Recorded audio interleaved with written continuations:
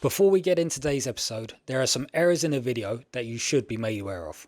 Number one is a Renters' Rights Bill progress. By the time this video goes live, the bill would have passed its third reading and has moved into the House of Lords for further consideration, where it may see further amendments. And number two is the difference between the Ombudsman and the First Tier Tribunal. When discussing how rent increases will be changing in the sector, we mistakenly refer to the First Tier Tribunal as the Ombudsman. The difference between the two are as follows. In the PRS, the First Tier Tribunal handles all the monetary related matters between landlords and tenants, such as rent increases and rent repayment orders. Whereas the new private sector Ombudsman will function as a mediator for disputes between landlords and tenants. The service will be available for use by tenants who wish to complain about their tenancy or the condition of their property, for example. More precise details about how the Ombudsman will operate will be revealed as the bill nears its completion. So stay tuned for those updates as and when they come. Apologies for any confusion caused. Now without further ado, I hope you enjoy the video.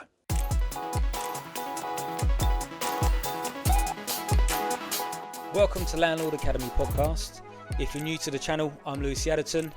I'm the Director of Connect UK Management. I've been in the industry for over 16 years. To my right, we have Kieran Carney.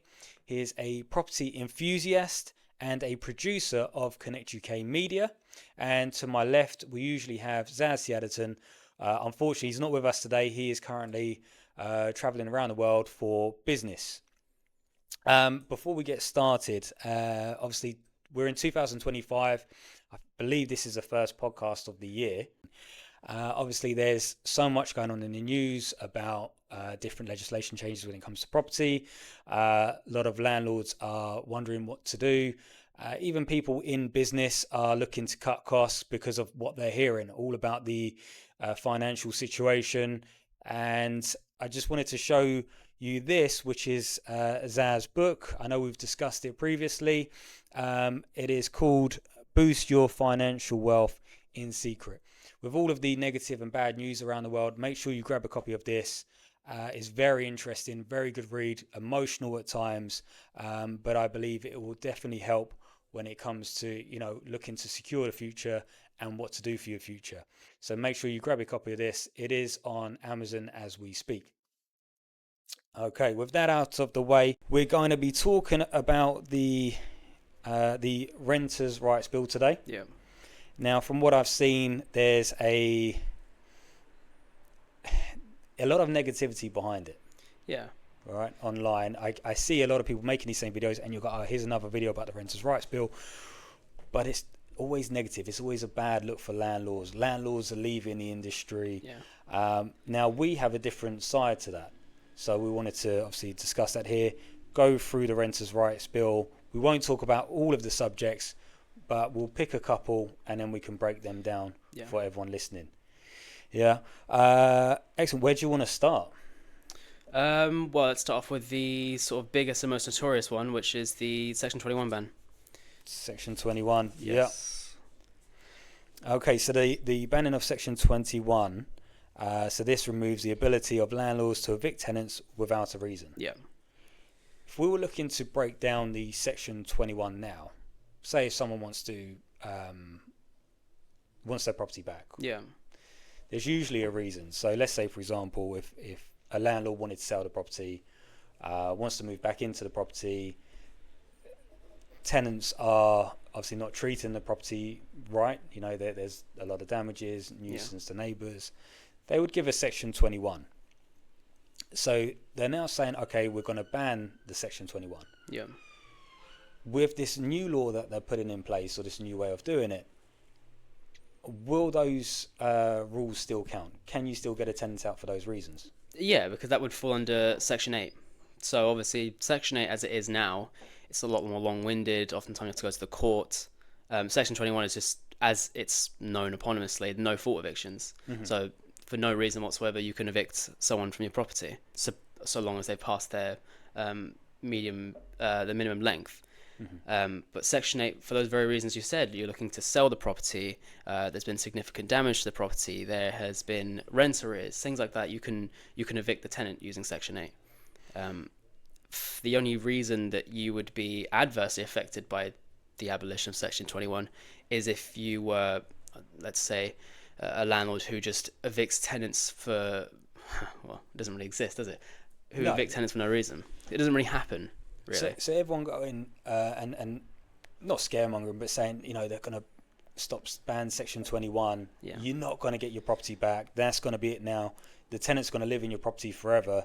That basically that won't exist, because there is still reasons why you want your property back. As you've just said, you don't just evict your tenant for no reason. Exactly, no one does. But and I might be getting a bit too opinionated here, but you do see a lot of that perpetuated online. And I will say that the mere presence of Section 21 does hang over the head of tenants. That's a fact.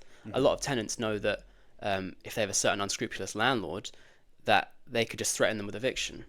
So, but in terms of Section 21 actually being used indiscriminately is not really happening, I feel. Only because Section 21 is usually used in addition to Section 8, those Section 21 figures look very high.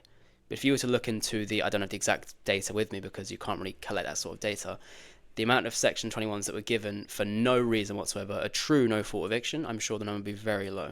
Yeah.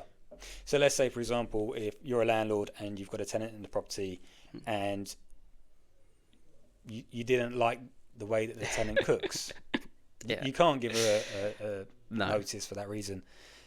You wouldn't do it anyway. Yeah. But if the tenant is damaging your property and really damaging your property, and you've got evidence and proof of that, you can still go down to Section 8. Yeah, you have grounds for it. You've got grounds for it. So there's not actually too much to worry about with a ban of Section 21. It just places greater emphasis on referencing clients. By more thorough referencing, obviously you have a greater idea of who you're putting in your asset, and it essentially lowers the risk of, for example, when you get a subpar sort of tenant who perhaps can't afford the rent or for whatever reason. But if you were to do more thorough referencing, fully comprehensive, it significantly lowers that risk. Yeah. At the end of the day, as you've said many times, it's an investment. You just want to mitigate the risk. Absolutely. Okay, so let's say, for example, you had a tenant and the tenant then decided to not pay rent. You can still use Section 8. Yep. And you can still evict the tenant with Section 8. Now, I do know that they are looking to expand the process of how much rent arrears there needs to be in. So right now, I believe it's 2 full months in arrears before you can serve a Section 8. And I think they will be looking to expand that. But obviously, they're going through the committee, so that may change as time goes on. Yeah, we haven't seen any changes yet. Yeah. So far, there's been not many significant amendments. Right now, as of today, actually, it's going through the committee stage. Today, yeah. So before that, after that, there'll be the third reading, and then it'll go off to the House of Lords. But right now, we're not seeing much change or amendments to the bill, really. Yeah. So the core tenets of the legislation, the proposed legislation, will still stand, I believe. Not much of it will change. What about the rent increases? If we were to transition over to the rent increases, what they're doing is they are introducing this ombudsman, which you've talked about, who will act as a mediator between tenant and landlord. So when it comes to issues such as rent increases, the tenants can go to an ombudsman at no charge to challenge this, if you will. If the ombudsman deems that it's too much or not in line with what they deem market rate, then they won't allow the rent increase to that value, and I believe they can issue a lesser amount. So that they can downvalue the rent? Yes. They can. Okay. Yes. Which, once again, let's look at it. Is it a good thing for landlords or a bad thing for landlords? Now, it'll be capped to once a year. Yep. So right now you can, say once a tenancy is over 6 months, you can put a rent increase on. Now they're looking to change that to once a year increase, which I think is quite fair. I think that's how a lot of landlords operate in general. A lot of them do. Yeah. And a lot of people have a year contract to start with anyway. There are 6 months or usually a year, but So that won't change. So you can put a rent increase on, but if a landlord is, let's say they look around the area, they put a rent increase on. If it's too high, the ombudsman will say, no, that's too high for the market value, right? Yeah. So ultimately, they're trying to keep the rents in line with one another around that area, which isn't necessarily a bad thing, because you're still going to get a rent increase approved as long as you're not trying to get over and above for it. Yeah. Okay. It ends the practice of two things. One, backdoor evictions is when you just increase the rent to an unrealistic, unachievable amount, so you force a tenant to give their notice. And two, it essentially keeps a limit on how fast and how far a local rent can increase. So obviously, with the way it works, you have one listing that goes for significantly higher than the going rate, and another one will, then another one, and before you know it, that's the status quo. That's the normal amount. Yeah. So this just implies a more, let's say, regular increase to market rates. See, the problem I see with increasing over and above, Yeah. let's say there's a shortage of properties, we all know that, and there's a shortage of properties being rented out. So at one stage, rents were going through the roof, because there was a battle for the property. Let's take a property a 3-bed that's achieving 2,100. The landlord puts another £200, £300 rent increase on. The tenants, they may not actually be able to afford it. Yeah. So then they're going to have more issues with not being able to pay the rent, which then would lead to rent arrears or having to do paybacks, take out more loans to try and cover the rent. So that could actually bring more problems to the landlord if they're trying to get over and above just because. Yes. Yeah. So this could actually say, if they go to property ombudsman and they says, okay, well, let's see your affordability. I don't know if it will work like that. Let's see your affordability. Okay, can you afford this? Let's have a look at that. Okay, this is higher than what you're paying now and you can afford it. Let's run with it. Then there shouldn't be any excuses as to why rent's not paid going forward as well. Yeah. Am I right in saying that, or am I... In an ideal world, that would be how it works. Obviously, we don't have the exact details on implementation. Yeah. I think the ombudsman itself won't come out at the same time as the different legislation. I think that'd be delayed a bit. In an ideal world, that would be how it works. But it could be. It could be. And an optimistic side in me would hope that it works like that. Yeah. I personally am of an opinion where it will be... It is good. I won't deny that. It's a good change net. But it essentially allows them to dictate the market rent. So it is, in my opinion, a sort of a backhand sort of rent control method. A way of controlling. Yeah. Yeah. Because it regulates it. Control is a bit of a strong word. It regulates it. But if the ombudsman dictates that prices are too high, they will push the prices lower. Well, we all know if a property is higher as it is now, and then you've got a couple of other landlords were looking on the market and go, well, hang on a minute, this one is achieving a lot more than mine, and they will try and exactly put their rents up. Yeah, it will control that whole and that narrative. Is good. That is a net positive. Yeah. For landlords and for tenants. Obviously, landlords, they would want a higher value, but is it sustainable in the long run? Once that tenant gives notice, you won't find that same client who's willing to pay that much, perhaps. No. If you're constantly pushing the boundaries on how much you can charge, in my opinion. No, I get what you're saying. Completely get what you're saying, and it makes sense because we don't know, do we? So we can only give our opinions on what we see, and that's a very, very valid point. I always say, and I said it in the last video we done, is you got to look at it as a landlord. You've got to look at it like a business. And once again, when it comes to rent, as long as you're not actually putting money into the property in order to save the property, as long as the rent can cover the mortgage, can cover a few bills, if you're walking away with a little bit of extra money, that's fine, because the property value goes up over time anyway. So that's where you then cash in and get your property back. So at the moment, it's just to maintain your mortgage and to maintain the business until you go and buy new and more properties as we go forward. So yeah, okay. So once again, all of the negative news we've seen behind it isn't actually that negative. No. What topic should we look at for the third topic here? I'd like to look into Awaab's law. I think that, especially given the very harsh winter we're having at the moment, we're seeing a lot of damp and mold in general pop up out of nowhere. So what Awaab's law will impose is essentially where mold is reported, observed by the tenant, they can go to the landlord and they have to get a mold inspection report, which will look at the cause of the mold, the potential solutions to combat it and stuff, and eventually will dictate whose responsibility it is to handle it. So there's no more ambiguity with it. I know you have a bit more information about Awaab's law. Yeah, I mean, to me, let's say, for example, the tenant has a mold issue because, like you said, and the agents, because it's always good to have agents, always good to have it, especially in this time where everything is changing. I would always recommend, if you're a let-only landlord, get yourself an agent, because they're going to be updated with all of this and know how to maneuver. But you have a tenant has mold, reports the mold.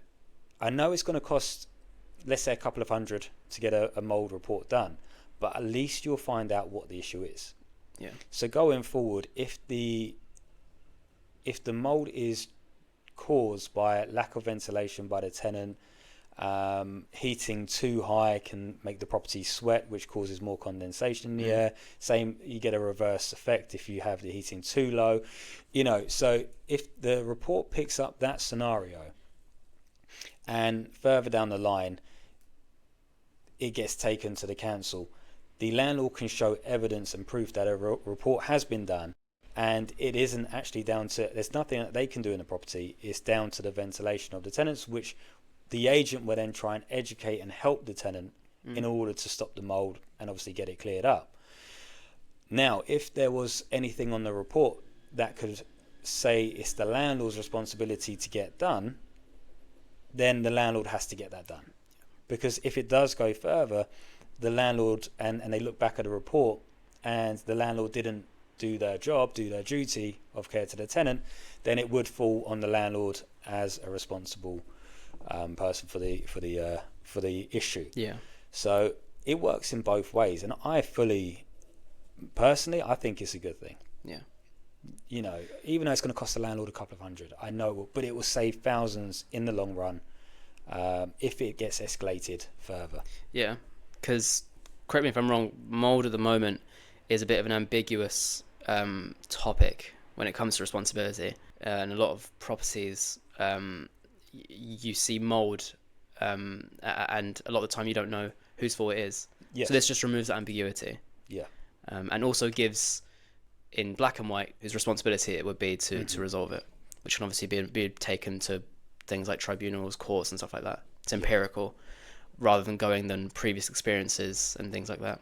It's just more concrete evidence. It is. I mean, everyone likes facts, and if it's laid out on the table and say, okay, well, here's what we believe as an expert who's reporting this mold is causing the issue, it gives everyone a chance to act on it and to rectify it and put it right.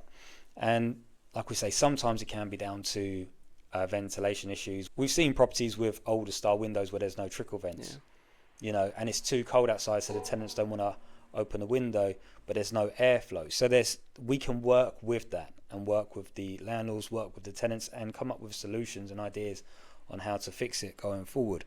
As agents, I say we, as agents. Yeah. So I definitely think spending that couple of £100 will save thousands in the long run. I truly believe that. So I think, once again, that's a good thing for the landlords. And plus, if it does get escalated to the council, there is evidence there to show the landlord has been trying to get it resolved and has been trying to sort it out. Yeah. So, no, I believe that, once again, that's a really good law to add in. I do believe that. Yeah. People will go against me saying it, but I do believe it. Yeah. Okay, so obviously we've discussed the banning of Section 21, the limiting rent increases, and the Awaab's law. Yeah. conclusion. I'm going to give my opinion, and obviously I'll come to you. In conclusion, from those three factors that I'm seeing everywhere with negative news, I can't see any negativity about it. To me, it's good for the landlord and it's good for the tenant, in my opinion. Yeah. I think, yes, it will cost a bit more money for the landlord in order to get bits done. However, on the long run, if you're looking at it from a business point of view, there's no issue with it. And we need landlords. Landlords are needed. There's already a shortage of properties out there. So we don't want to scare away landlords by giving all this bad and negative news. Yeah. We want to show them, actually, it's not as bad as you think. Yeah. What's your conclusion? What do you take from it? With your last points, I definitely agree with that. I think if you look at the entirety of the bill, and these 3 points you've gone over, you're looking at the leveling of the playing field for a lot of the people in the sector. So even the name of the bill, it's a renters' rights bill. It's making a more regular sector, because at the end of the day, as a landlord, as a professional landlord, you are a housing provider. Essentially, you're providing a home to a family or an individual, to what have you, and having these systems in effect, this getting rid of the fear of eviction, this regular rent increases, this Awaab's law to combat mold and things like that. It's very, in the long run, healthy for the sector, because, as you just said, we have a reliance. Any community, primarily in big cities, there is a duty of care, if you will, to landlords as housing providers to provide good accommodation for their tenants, and this is just making it more fair. And I think in the long run, it will definitely work out better. Okay, so if you're a good landlord, you look after your property, you're fair on the rent, you're actually doing your role as a landlord, none of this should worry you, and continue as you are. It's only going to get better as time goes on. Excellent. Should we wrap it up there for today? We've discussed those 3 topics. We'll come back again, and there's a few more that I want to go through next time round, and then we're going to have the 3rd reading. We'll see if anything changes, if there's any amendments in that time period. We don't think there will. I don't think there will be. There might be a little bit here and there, but then we'll come back and we'll discuss that again. So I hope you enjoyed, and I hope it's clarified that don't be alarmed. The future does look good for being a landlord. It's not all bad news. If you enjoyed this video and got value from it, please give it a thumbs up, and make sure you subscribe for more content on the Renters' Rights Bill in the future.